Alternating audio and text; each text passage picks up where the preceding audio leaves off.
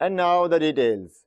First of all, have a look at a condolatory video message of Sheikh Tariqat Amir Ahl Sunnat Damat Barakatuhumul Aliyah. He also presented Madani Pulse.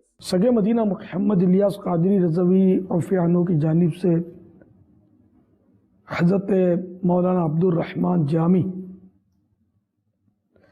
دامت برکاتہم العالیہ نکیال کشمیر، السلام علیکم ورحمۃ اللہ وبرکاتہ. نگران کابینات کشمیر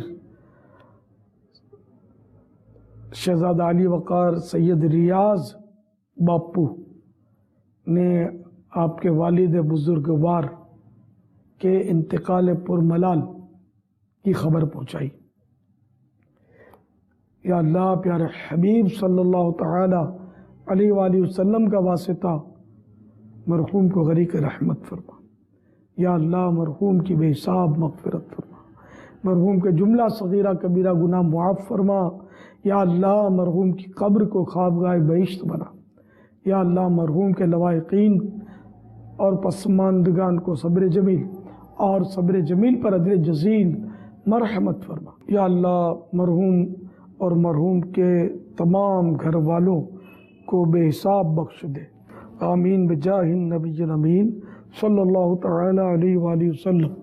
صلو علی الحبیب صلی اللہ تعالی علی محمد. مولانا صبر کیجیے گا اور اجر کے حقدار بنیے گا. تمام سوگواروں کو بھی میرا سلام اور میری طرف سے تعزیتی پیغام.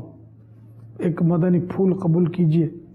دعوت اسلامی کے اشاعتی ادارے مکتبۃ المدینہ کے 125 صفحات پر مشتمل رسالے اچھے برے عمل کے صفحہ نمبر 98 تا 99